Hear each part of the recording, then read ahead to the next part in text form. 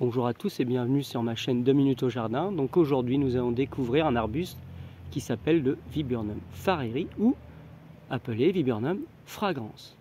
Arbuste donc qui se distingue par ses petits bouquets de fleurs roses fermées et blanches ouvertes au parfum suave qui viennent donc orner ses branches en hiver. Alors le mot Viburnum vient du mot viere en latin qui veut dire attaché, lié. Et cela fait référence en fait à des rameaux qu'il a, qui sont très souples et que l'on utilisait autrefois comme lien ou ligature. Le feuillage aussi est intéressant puisqu'il est bronze au printemps, puis vert et devient rouge-pourpre à l'automne. Donc celui-ci n'a pas pris tout à fait ses couleurs caractéristiques automnales, mais ça ne saurait tarder. On commence à dénoter quelques petites pointes de rouge dessus. Alors il peut atteindre jusqu'à 2,50 m de hauteur, voire 3 mètres, et aussi 2,50 m d'envergure. Il se plaît au soleil ou à la mi-ombre.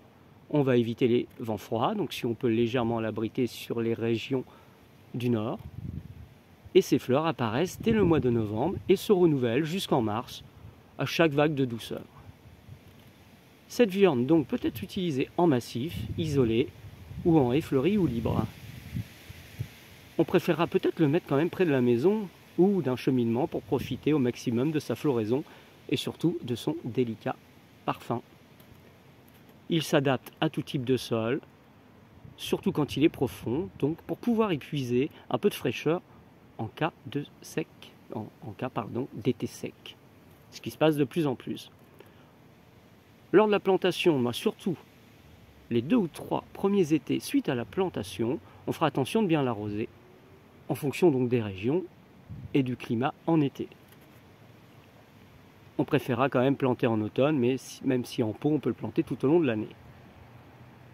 Et puis surtout, on le fera hors période de gel. Pour la taille, on essaiera de la faire après la floraison, histoire de lui garder une bonne densité de pores, sinon ce n'est pas forcément obligatoire. Et puis si on veut vraiment lui rentrer dedans, on peut, il supportera donc une taille sévère. Voilà. J'espère que cette vidéo vous aura plu. Vous avez le droit de la liker, vous avez le droit de la partager, vous avez le droit de vous abonner. Je vous rappelle, ma chaîne s'appelle 2 minutes au jardin. A bientôt pour une prochaine vidéo. Au revoir.